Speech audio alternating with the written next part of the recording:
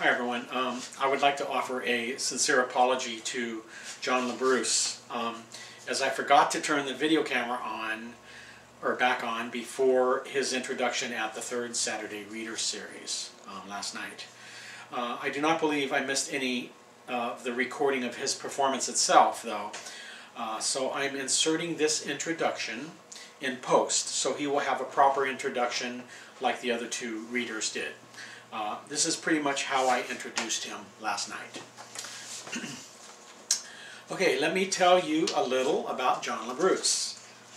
You are in for a real treat tonight with Jon's original style of reading his work. As I stated earlier, Jon was the 2011 Eugene All Ages Poetry Slam champion. Jon and I worked together on a project last year. He was on my selection panel for choosing the poems to be included in the Eugene-themed poetry anthology, Eugene 150th Birthday Celebration Poetry Collection, which includes 30 Eugene poets. As part of Eugene's sesquicentennial celebration, this book was presented to the Eugene Public Library, and Jon was a big part of coordinating that event as well. My thanks to him again for all his help. And here is Jon's bio from the poster that I created for tonight's reading. This poster. Jon Labrousse. Jon Labrousse uncovered the Santa Claus lie when he was 4 years old. Football as a training ground for future warriors and a complicit citizenry was pretty clear to him before he hit high school. Jon went to OSU to be a mechanical engineer. He wanted to design new ways for human beings to interact with the physical world. He left OSU with an English degree and a passion for romantic poetry. Note the capital R. After years of half-heartedly slogging poems off to literary journals and publishing occasionally, Jon found his niche in the Poetry Slam community. He's written for the stage, stump, street corner ever since. Howls, sings, urgently whispers words that question the ways we interact with the physical living world and the ways we hold each other. Please give a warm welcome to Jon Labrousse. So I typically do poetry slam stuff is kind of where I do my thing, so it's a little bit different than what I'm doing. Right here, the Poetry Slam second Saturdays every month. I haven't done this for a while. So I'm going to start with the title poem for this, from this, Note to Self, Lighten Up. As if it's that easy. Just bend a couple of paper clips into smile hooks, gripping lips with one end and pulling the corners up to your ears in levity, right? Smiling a mile a minute, but your heart ain't in it, and it hurts. It hurts to fake it. So what are you going to do? Lighten up, scrawled in black Sharpie on a yellow Post-it on the fridge, making it practically official, a proclamation. And you're feeling sassy with a bit of smartass thrown in, so you decide to take a literal approach to the task at hand. You start by emptying your pockets of loose change and used tissues. Look at me, you taunt. I'm lightening up as you strip out of your shoes and socks, shirt and pants. Light as a letter, you declare. Doing a naked little dance on the head of a pin, spinning in thin air, swinging arms like angel wings, seeking sin on spring breezes. You bounce around the living room, triple backflip from sofas, bound off tabletops, doing that little flutter kick thing behind you.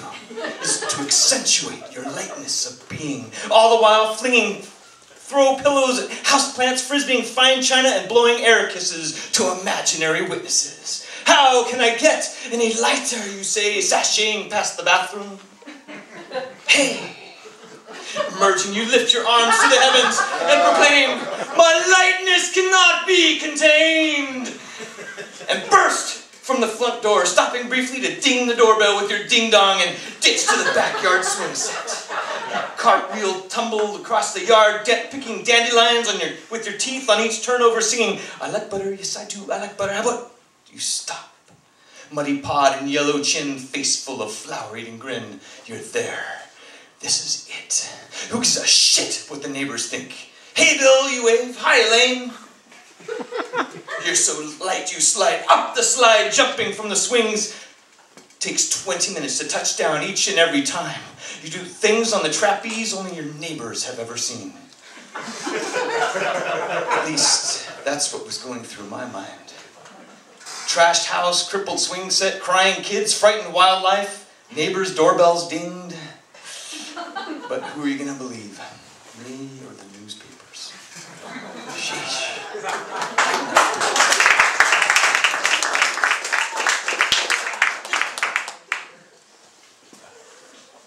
For starters, okay. And so this is, okay, so the slam, how many of you have ever been to a poetry slam? Right on. So it happens in 2 rounds. So the first round is an elimination round, and the 15 poets goes down to 5 poets, they go to the second round.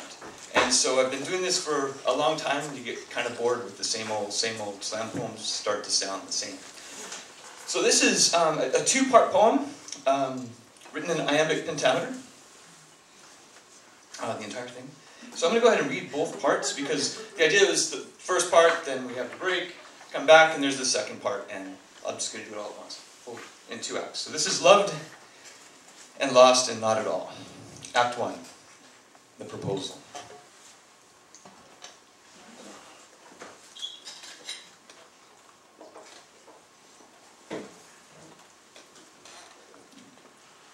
One summer day with my love I went walking, along the river sunny-skied and blue, unaware of time, its endless stalking, immersed in precious space best shared by 2. I held within my pocket love's fair token, a ring of gold encrusted and bejeweled. Upon my tongue a vow that shan't be broken, forever pursed upon my lips, love's fool. A bench I spied and bid my lover sit, a moment to admire the river view. My heart near bursting whispered, this is it. My knees they kneeled, my hands knew what to do. My love, I started. What the hell was that? And the drat! I say, that really hurts. Look there, up in yon tree. What's that, a rat? Said my love, dear, there's blood upon thy shirt. Warm blood indeed did spill from many wounds, inflicted by a sharp ninja throwing stars. My lover dear, she cried, catch me, I swoon. Not now, my love, let's find out what they are. What chance to prove my merit as her man, I steeled myself for battle, life or death. But wait, what's this? They suddenly closed in, sharp-toothed, black-clad and armed, I held my breath. Ninja chipmunks. Indeed, I should have known. No greater foe than these could I have faced. Short hours had passed since I destroyed their home, in the garden at friend George's place. Get thee behind me, dearest, I declared, from a fighting pose I'd once seen on TV. Fear not, I told her, though I myself was scared. To get to you, they'll have to get through me. Alas, they were too strong and far too many. On me alone they focused their attack. My true love laughed, took pictures, thought it funny. Ninja chipmunks covered me front and back as I danced frantic, fending off death blows from chipmunk side, katana and nunchucks. My useless lover kept asking me to pose, despite my knock it off and what the fox? First to my knees, then to the ground I dropped, my lover's laughter burning in my ears. Camera in hand, she shooed the chipmunks off, sat beside me, wiped away my tears. Bruised and bleeding, I blubbered where I fell. The chipmunks all retreated to the trees. Don't worry, laughed my lover, I won't tell. She smiled, and for a moment I believed. What's this? She asked and grabbed the little box that held my golden promise of devotion. I dropped it in the fight and thought it lost, along with my pride in the commotion. Nay, after my defeat by furry foes, I couldn't ask. I lacked the heart and courage. I took the ring, said, nothing, let's go home. She dumped me the next week to marry George. The George I'd saved from chipmunk infestation. Methinks in these events I spot a trend. Ninja chipmunk attack was his invention. Excuse me while I go plot my revenge.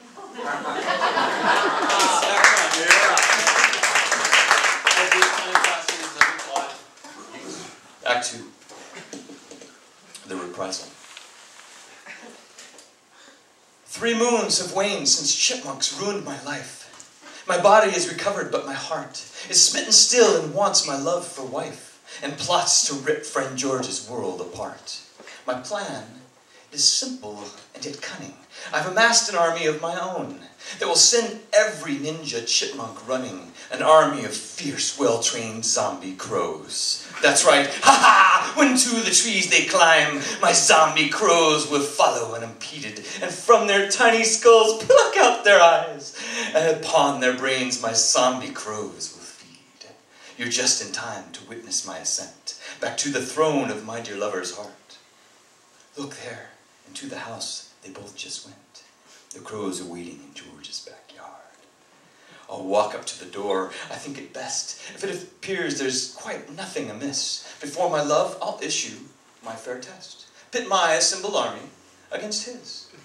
And to the victor so shall go the spoils. The maiden's hand, a new relation born. Around her finger this gold ring will coil. But what is this? No ring at all, acorn.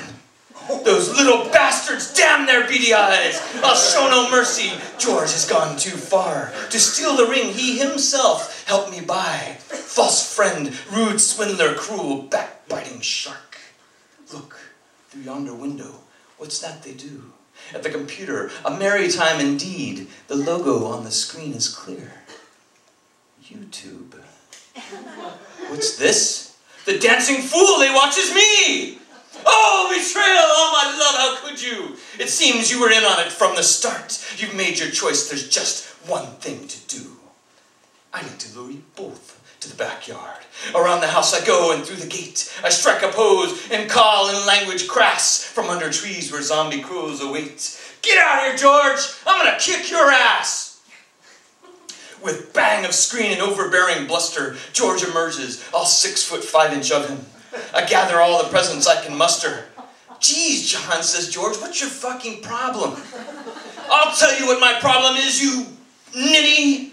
George, move. I watch the space between us close. You stole my girl, I squeak. Your crimes are many. Now get him, boys, I call out to my crows. They waste no time descending from their perches. Great oozy zombie crows gurgle and gorge on fleshy soft bits while his body lurches. So much for my so-called best friend, George.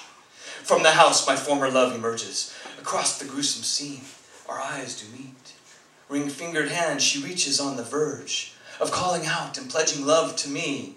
She whistles loud, ninja chipmunks attack, and before my fair lover's lips unpucker, she points to me and yells out to the pack, go on, ninjas, kill that motherfucker! Chipmunk stabbed and bitten, I lay bleeding, while zombie crows feed on my lost love's brains. It's priest, not paramedic I'll be needing. It's safe to say, I'll never love again.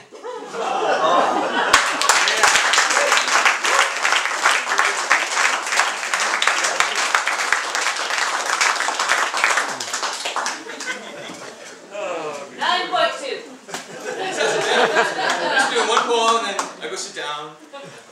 Come back. Alright.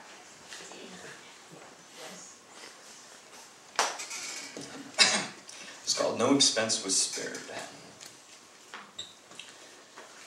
This poem comes to you wrapped in custom-molded, form-fitting styrofoam to ensure safe arrival, not to mention its carefully crafted call to rapture. Turn it over in your hands before you crack it open. Notice the bling and huzzah featured in the first stanza. Exciting! The whole poem was handmade, handcrafted, handpicked for your pleasure. Touch, savor the perfectly plastic elegance of its packaging, vacuum sealed for that first crack whiff of unprecedented freshness, guaranteed 5 full days after. Let's talk expiration. Think hard cheese and fine wine, a long-term investment and demonstration of your good taste, and let's face it, good sense. Experience is not something to leap into lightly. Between you and me, this poem chooses its owner. Can you hear it purring? It likes you, I can tell. This is a poem you could curl up with. I don't go for cute personally, but maybe it suits you. Or not, up to you. I'm sure it could be brutal if that's what you need. Speaking of need, picture yourself on an isolated tropical beach, outside society's nagging reach, sipping Mai Tais complete with tiny pink umbrellas, toes tucked deep in hot sand, seeking cool, planning wave splash, hoochie coo with you-know-who. See what this poem can do for you?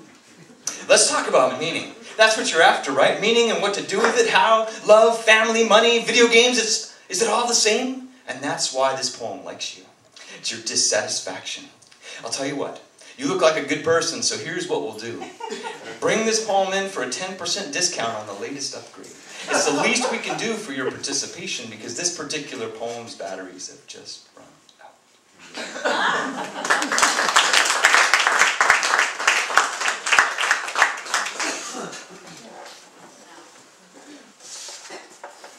Yeah, I tend not to write a whole lot of serious stuff.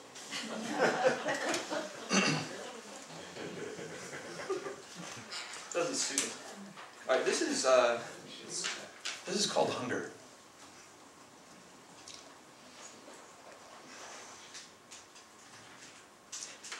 Here comes the storm. It starts with a rumble you mistake for thunder. This dark and elemental shakes the walls, hunger. Fed up with Pop-Tarts and peanut butter, you pull on your shoes and coat, head to the market, empty hands and polyester pockets. Wander fluorescent aisles of tin can plastic plunder. Time's waste is non-recyclable. Where the hell does it go, you wonder? In frozen foods, you catch your reflection superimposed over boxes of mass production. Realize your hunger is something hot, something hunted. You run home and read Hemingway to muster courage for the hunt. You've never done this. You own no rifle. Your knife is blunt. Sharpened mop handle and flashlight in hand, you head south in sneakers, seeking the source of your hunger, your humanity worn thin. You inch into a patch of woods, skirting prefab efficiency homes, hoping to stir up a squirrel or a smallish deer, nothing ferocious. Just outside of streetlights, this is the closest you've ever been to wild. Brush scuffle blends with thunder and you panic. Drop your spear and flashlight, dash forward. The storm meets you in a clearing where the downpour mixes here with now and you give up hunting as hopeless, stripped to your skin and rain dance splatter. Lightning scatters the dark and you feel electric. It's in that first flash you see her. Full-figured, spinning thunder in the same mud as you, stitchless, hungry too. You match her unabashed laughter with tango and slap flesh into a rain-drenched, mud-happy frolic, a consummation of all that matters. Until, mutually sated in a muddy pile of finally human, she finds her mobile phone and makes a call. You're not that far from civilization after all. And when the pizza boy pulls up, all red, white, and blue flash, asks, eyes averted, who ordered the large pepperoni? She has the cash ready. You tip. Hot pizza wasn't what you thought you were after, but the two of you squat, naked in the rain, growling, clawing at your kill until you both devoured your fill.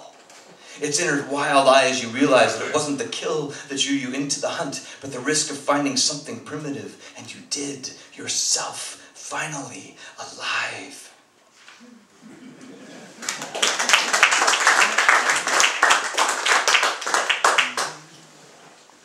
okay.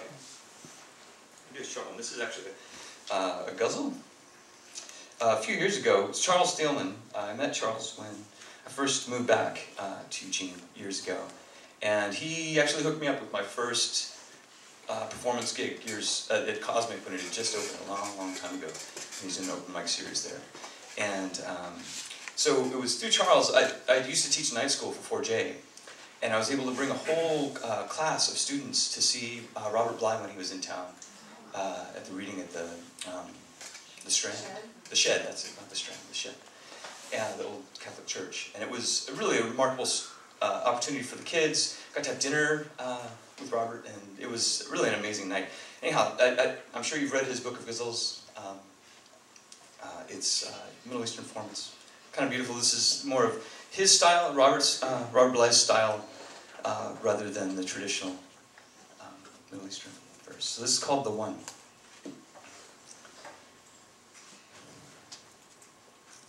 The ocean was always your idea. Naked in the waves after an hour's drive, all night talking under blankets in the hatchback. I once drove 13 hours straight because you were certain you'd know it when you saw it, but you fell asleep and blamed me for missing it. One winter I filled a wine bottle with snow and kept it hidden under bags of peas in the freezer for your birthday in July. You cried. Remember our first fuck? I kept the best polished off wine bottle from that night and corked it. When I hold it to my ear, I can still hear your laughter. You brought me flowers at work once because no one had ever given me flowers, and we kissed like vacuums by the dumpsters out back. I knew it was love when our first kiss tasted like Coca-Cola and you forgot my name and called me Steve. You make me feel like a Steve.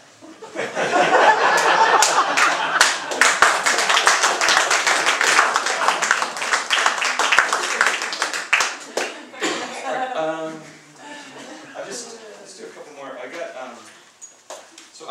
I had the fortune of being able to stay home with my children when we had children. I was in the teaching program at U of O, and my wife got herself pregnant right in the middle of the teaching program. And so she was a teacher at the time, and we had to make a decision about what we were going to do. And it was a tough one because there's the whole pay scale thing, and we wanted to raise our own kids. What was the point? We're both teachers, we're with other people's kids all day. What's the point of having children if we weren't going to be the ones that were home with them? And so I made a choice that was very difficult at the time. I'm really grateful that I did. This is kind of about that. I have two kids, my daughter and my son. My daughter was the first. This is about my son, and it's called Be a Man.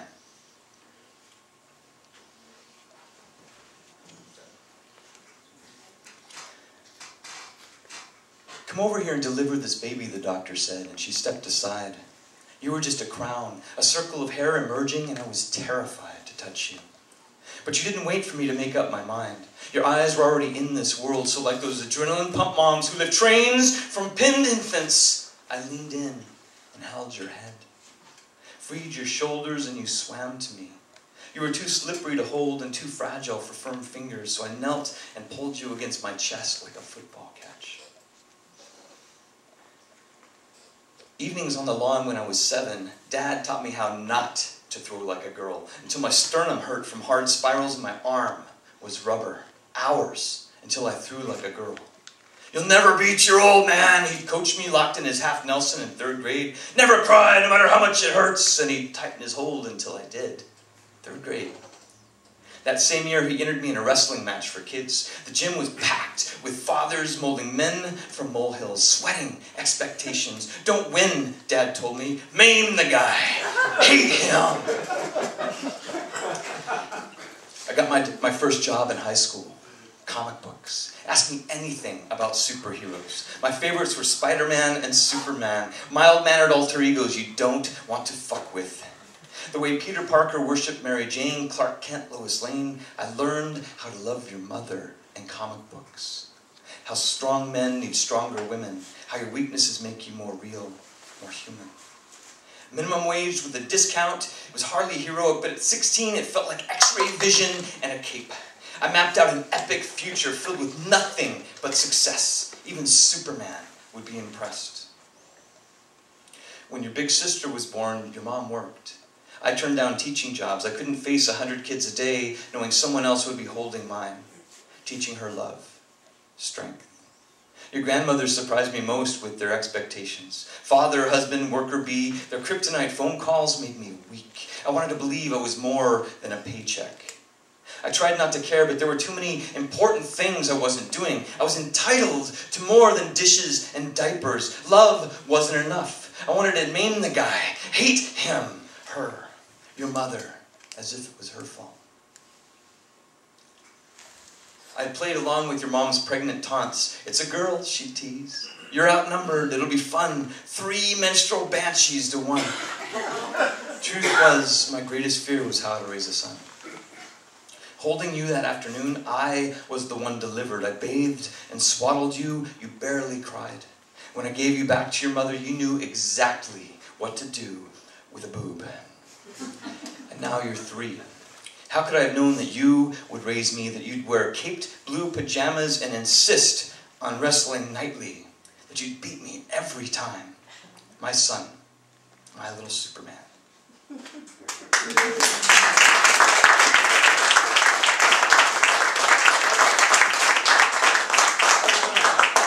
got time for one more? Oh, yeah.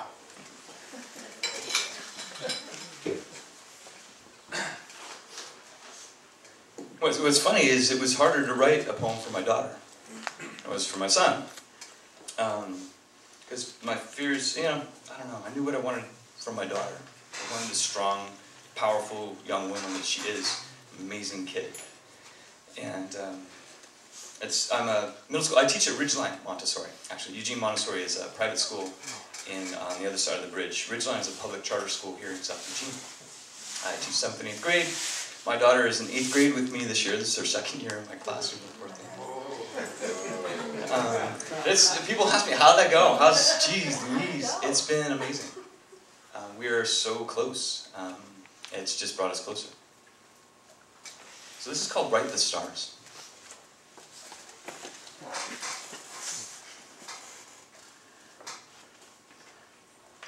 It's no accident that we peer into bigger the better black boxes filled with colorful pixels of light and call the movie stars, TV stars. Since before there was time, there were stars, and they told our stories. Night would fall and we'd gather around the small fire that was our primeval living room, and the sky was the biggest TV mankind will ever see. Natural 4D, space and time stretching out to infinity, and huddled close together, we charted our heroes' stories and constellations for future generations to point to, like channels in the sky to remember. The stars told farmers when to plant and harvest. They told stories of hardship and struggle, of triumph and salvation. The information cataloged in the stars plotted a map in our collective consciousness that helped us navigate centuries of darkness and uncertainty. Unlike television, whose shows only run a couple seasons before they fade into obscurity, the myths of our ancestors are still written in the very same stars we see in the sky today. Our heroes were bold and brave, and our women, let's cut to the chase, our women were raped. They were taken, beaten, they were sacrificed in almost every constellation story. Stories still written in our stars, like Permission. When my daughter was in 2nd grade, we stayed up late on a school night to watch the total lunar eclipse together in our backyard. When the moon was mostly blocked by the Earth's shadow, she asked me, "Why don't you have a real job like the other dads?" It took 8 years for that question to rise, and I remember looking up at the way the Earth had stepped in front of the moon, obscuring her completely. Bright, full moon commanding attention, and everyone is watching, but only waiting for the Earth to make an appearance. And when Earth is finished, everyone goes back inside to sleep, leaving the moon up there all alone, diminished. It's the eclipse they came out to see, the hero show. Something clicked. I picked out the stars and named my first constellation that night, Tasha, after my partner. Mother, lover, justice, warrior, and sketched for my daughter the story we're still living. It's a story about the moon, how her mom is it, and I am too, depending on your perspective. And sometimes eclipses happen, and you should say sorry when they do. It's a story about the sun, our children, who we too revolve around. Each of us, sometimes earth, sometimes moon, moving and moved, interdependent, full of light and shadow, but whole and flawed. These are the kinds of stories we need, where the hero's traits are blurred across gender, the way the Milky Way looks like a wash of light sometimes, making it impossible to pinpoint individual stars. I named the constellation to remind me what heroism is. It's her. And it's me, and sometimes it's both of us at once. And the only beast that needs to be defeated is our egos. After the eclipse, I pointed out Tasha's stars to my daughter so she could find her when she needs her. And that patch of stars over there, I told her, that's you.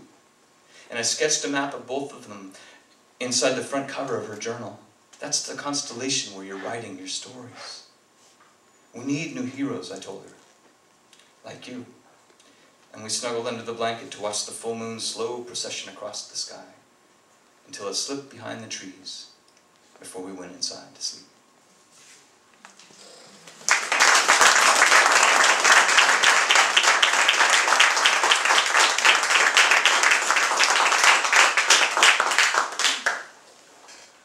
I think that's it. Oh, yeah?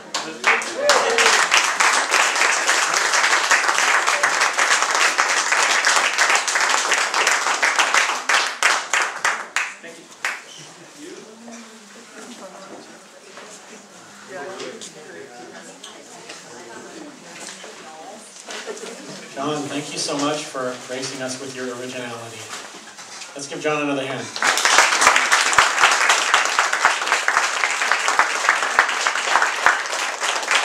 And all of our poets, thank all of you for reading tonight. It was great. It was really good. Thank you. have a quick announcement here, starting on me this note about next month's reading. Please join us next month for the third Saturday Reader Series with host Catherine Rydall. It's going to be a benefit fundraiser for Food for Lane County, so people are asked to bring a couple of cans of food. And she will be hosting 3 wonderful local poets, Cecilia Hagan, Quentin Hallett, and John Liddy.